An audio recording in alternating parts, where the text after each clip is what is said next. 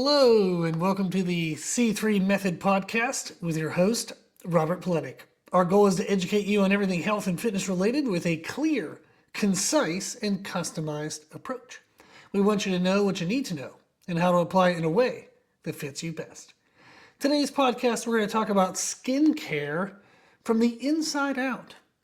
Meredith and I watch skincare videos quite often in the morning. We share some time together with Daisy, our dog, before we start into the workday portion of the day. We will often watch Lydia Millen, if you know who that is, and that's just kind of like a lifestyle video. We'll also watch skincare videos, maybe some Mr. Ballin mysteries. But when we watch skincare, one channel we watch often is Dr. Sam Ellis. She has a skincare company named Prequel, and the content in her videos is excellent. The skincare products are excellent. I have plenty of clients who use her products.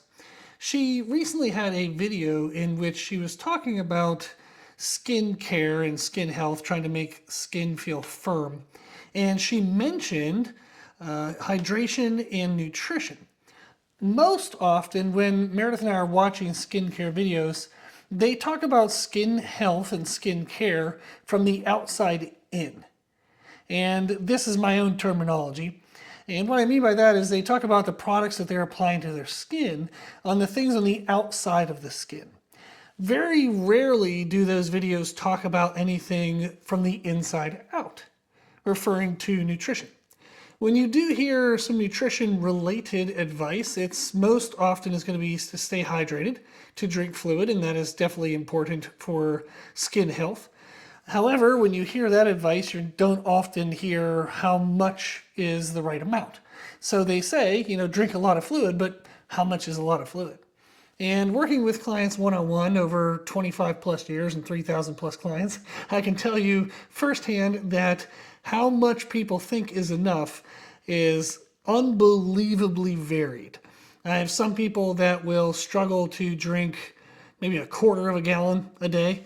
And then you have some clients, they might be drinking a gallon and a half and wondering if they're getting enough. So it's pretty crazy the amount that you'll see in variance. One marker, if you think of like ounces, for example, by the way, if you're outside of America, I am using kind of our system of measurement, so you can do some switch over to milliliters and liters and whatnot. But we usually aim for a general reference would be half their body weight in ounces of fluid. That is usually what we would consider kind of the minimum. That's something I want them to work up to if they're not there yet. And then usually the people I work with were also active with exercise. So they're going to need more than that for sure. But that's usually what I would consider a baseline recommendation if you're looking for a number to target for, is half your body weight in ounces. And that'll give you the kind of the floor of your fluid intake, and then you'd want to increase above that. So that is typically one recommendation we hear in regards to skincare from the inside out is hydration. That's definitely important. Every once in a while, you might hear someone talk about protein. However, the protein recommendations they give are often very, very low. An example in a recent video was 1 gram per kilogram of body weight, which would be roughly about 0.4 grams per pound of body weight. That is incredibly low. That is lower than what I would even consider to be a maintenance level of protein. Meaning if I want to wake up today, go through the stresses of today and wake up tomorrow and have my protein requirements be just met, like just sustained, 0.4 grams per pound of body weight is actually too low. Usually we would recommend 0.6. Now, there's been some updates to the FDA guidelines recently, and they did increase the protein recommendation. Really, this is going to be a fun can of worms to open, but I'm not going to open it too much, is the FDA recommendations are often just a ballpark number that you should go with. Now, I have a master's in human nutrition. I've studied all this stuff, tons of formal education. So I do know all the educational based numbers and the reasons for those numbers. But then there's the experiential factor, meaning when you work with people in real life, how much protein actually makes a difference in the way they look and the way they feel. Usually, if somebody's eating less than 0.6 grams per pound of body weight, they're not going to be very happy with their body aesthetic. They're going to carry around more body fat at a certain weight than what they would usually really like, and definitely more body fat at that body weight than what we can actually optimize if we were to increase their protein.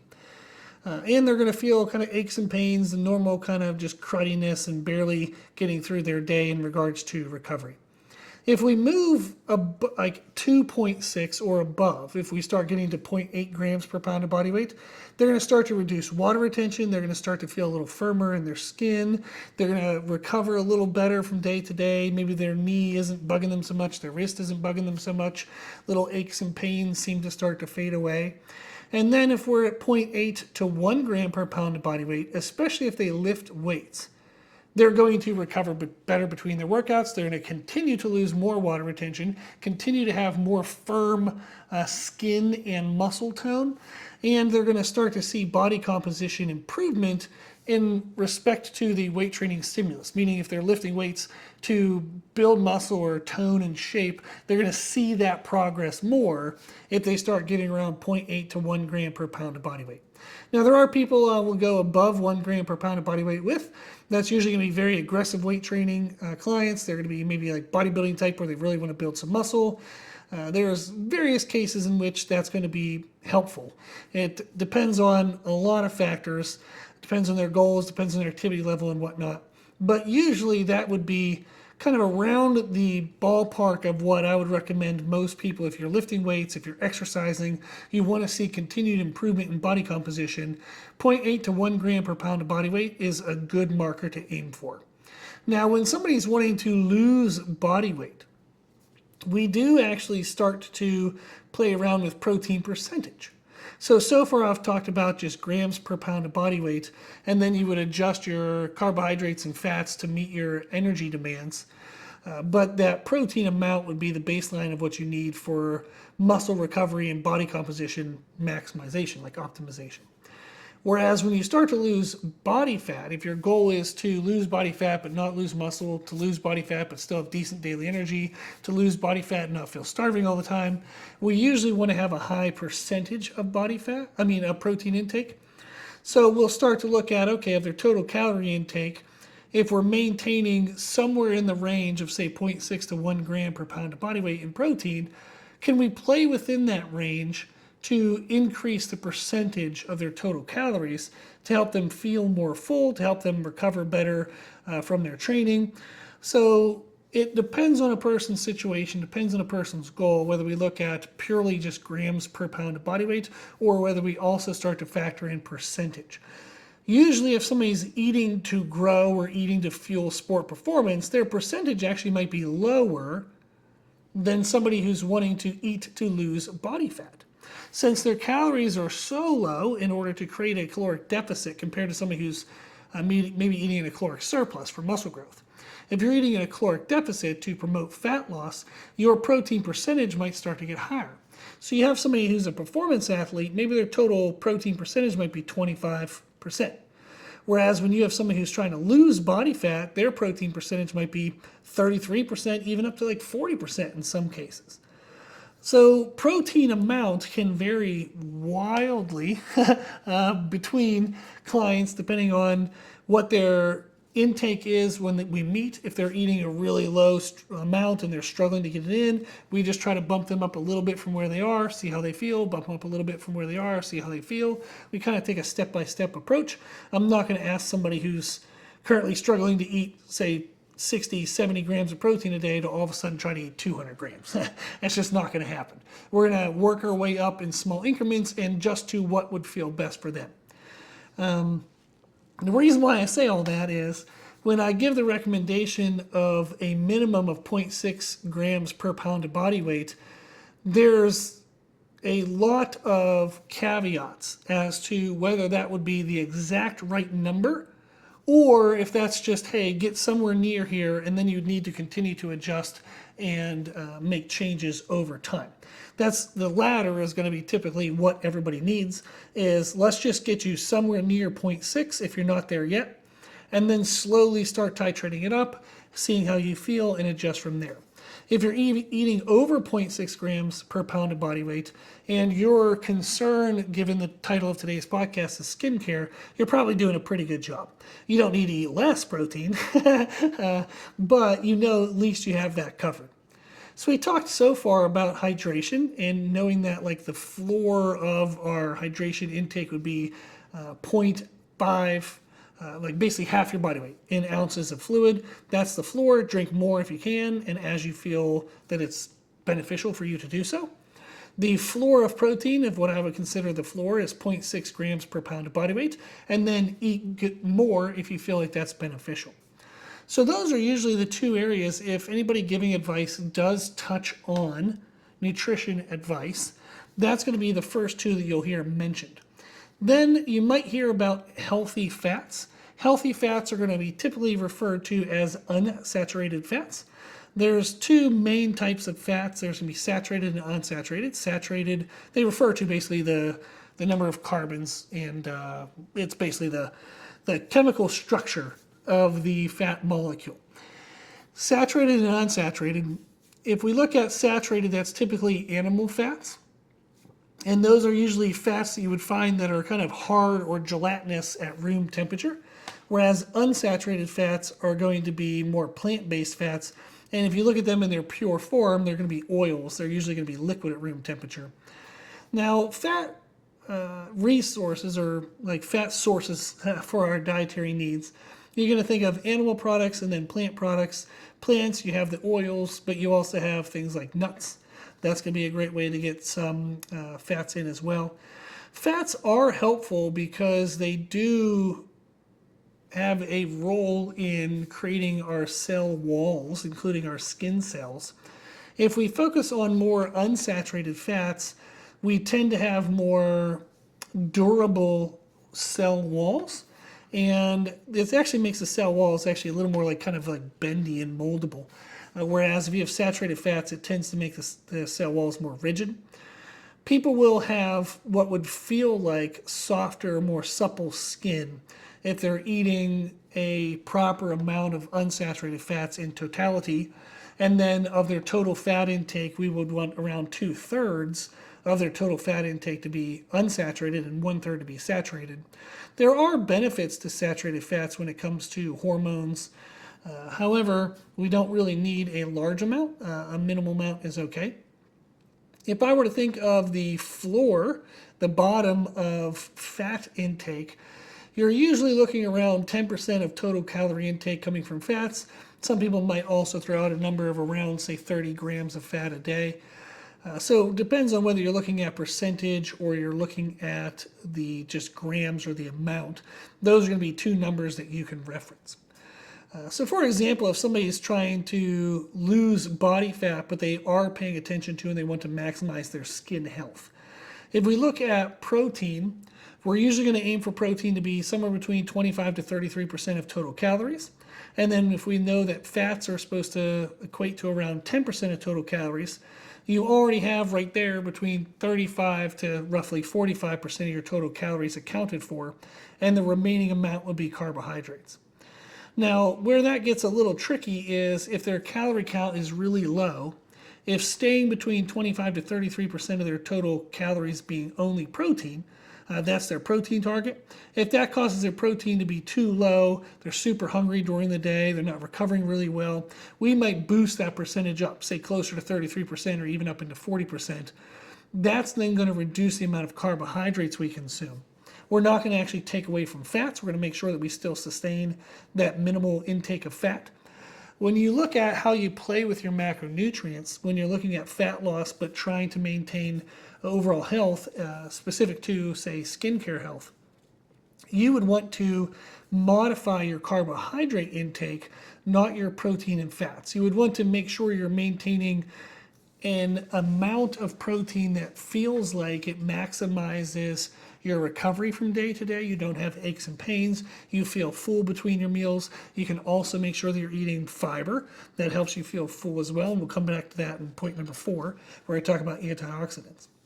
But when we're looking at manipulating our macros, we would make sure that we have a minimum amount of fat intake, and roughly we said that's about 10%. You would want to make sure that your protein intake is no lower than 0.6 grams per pound of body weight, but actually you're probably going to feel better around 0.8. And then the remaining amount of calories, once you do all those calculations, that can come from carbohydrates. We do typically then push more carbohydrates around times of being more active and less carbohydrates around times of being less active. That isn't so much as whether or not that makes progress with fat loss. The timing of your carbohydrates doesn't matter too much, as long as it's consistent from day to day and it's kind of adjusted based on your body weight and activity level. Where the timing of carbohydrates really comes into play is how you feel during the day, and it can manipulate a little bit about body composition. If you time your carbohydrates to eat more of them when you move more, eat less of them when you move less, you're going to have better energy during the day. You'll have less water retention. You'll have less cortisol. You're usually going to be in a better mood. You're going to just feel better overall. So that way, if we look at it, it's more of like an experiential component rather than purely if we're looking at just weight manipulation. It might not make much of a difference in weight manipulation, but it's going to make a big difference in how you feel. So therefore, it is important in regards to consistency and sustainability of what you need to do in order to lose weight over time. Meaning if you structure a diet to where you're not really paying attention to timing, you're going to feel like crap all the time, you're probably going to quit that thing pretty quick. Whereas if you pay attention to timing and you feel better, you'll be able to sustain that diet for longer. So those are the 3 things that people will typically mention if they're talking about skincare from the inside out, is going to be hydration, protein, then fats. And then the 4th thing you might hear about is antioxidants. If we get rid of quote unquote free radicals in our body, it helps our skin just be more supple. How we would do all that is just making sure that we're eating a good amount of antioxidants. That's usually going to be recommended to come from fruits and vegetables. However, the recommendations that you hear in skincare videos often don't come with an amount. And that's, you can see the theme here. We're on the 4th topic. If people mention fluid, hydration, they don't typically mention an amount. If they mention protein, they don't typically recommend an amount. And if they do, it's usually way too low. Then if they recommend healthy fats, they all, again, don't really recommend an amount. So where I see this come up with clients is they'll often want to eat optimally for general health, and if in this case specific for skin health, but they might overeat, and therefore they're going to gain body weight, or they're not going to lose the body weight if that's one of their goals. Since they're not being recommended amounts, they are getting incomplete information. So healthy fats matter. Oh, okay, I need to eat more fats. So all of a sudden they start increasing their fats, but now their calories shoot up and their body weight goes up. And then they're like, oh crap, this isn't working. I didn't want to be gaining weight. Why am I gaining weight? And they don't really recognize that the amount of fats they added was too much. So that's why I want to give some numbers in today's podcast is if you're going to make these changes, if you're going to focus on skin care and general health via hydration, protein, and healthy fats, how much is actually the amount we should be having? So that way we don't lose track of body aesthetics in the process. So we want our skin to feel good and look good, but we also want to feel good, look good in our body, like in totality, and how we perceive ourselves to be. If we can control gaining and losing body fat, that's going to help us control more along the lines of how we feel about how we look. Now, when it comes to fruit and vegetables, this is, thankfully, they're lower calories per volume than fats. So you can increase them and not run as much of a risk of overeating. However, it can definitely still happen. If we look at fruits and vegetables, we would consider those to be carbohydrates. That's the category that they would fall into. So we've already talked about protein, we've talked about fats, and we said that that carbohydrate amount was something that we could vary a little bit depending on if we're eating in a deficit for fat loss, if we're eating to maintain, or if we're eating in a surplus actually for performance. You would eat more or less fruits and vegetables that fit into the amount of calories that you're able to allocate towards carbohydrates. If you have a small carbohydrate window or amount, then you're going to need to get rid of non-fruits and vegetables. You need to reduce those. We wouldn't want to say, okay, if I'm allowed, let's just make up a number. Let's say I'm allowed 800 calories worth of carbohydrates. I don't want to eat that with breads and bagels and pastas and then say, oh darn, I didn't have any room for fruits and vegetables. So we would eat fruits and vegetables, make sure we're getting a good amount of those. And then if we had space for more quote unquote starchy carbs, and we could fit those in the gaps if and however they would fit. When we look at fruits and vegetables, you're typically going to be looking at, people talk about like 5 a day. So 3 vegetables, 2 fruits, or vice versa. What I look for is just making sure that people have vegetables 2 or 3 meals a day, and they can have fruit 1, 2, or 3 meals a day.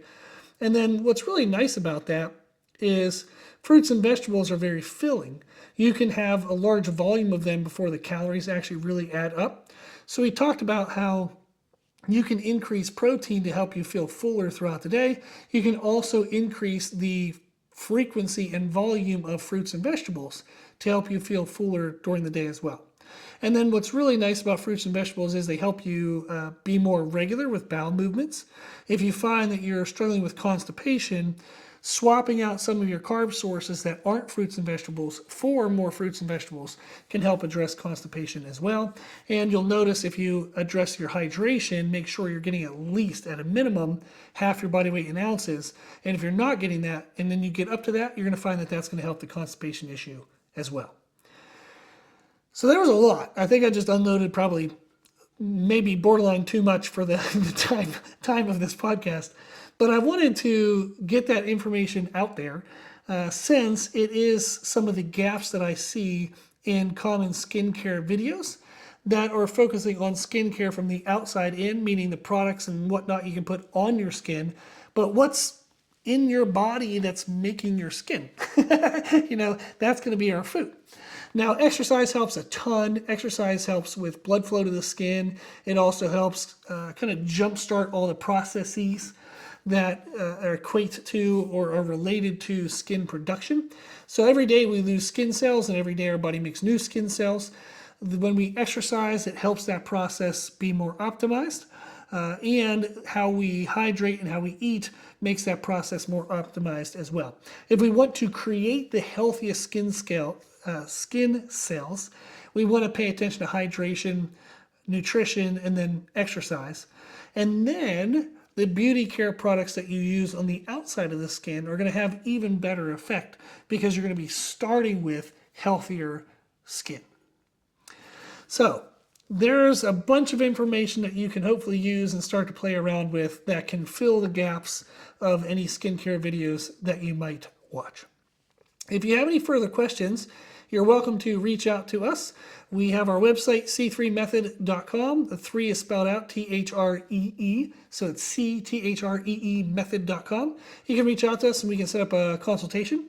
We do consultations with people, kind of help you get custom numbers for your calories, your protein, your fats. We can talk about how to manipulate carbohydrates based on whatever your long-term goals are. And we actually help people create habit systems, meaning, okay, if I'm supposed to eat this number of calories a day, how do I structure my meals? Where do I put my meals? What are the best type of foods given my schedule, my preferences? We help you create a system that you can use to make the habits that you want to do to reach your goals easier to do. There's not sheer willpower, sheer motivation. We say, okay, given all the things you currently do, pair this with this, put this in this gap, this over here, cook these foods, that's probably going to work better at this time.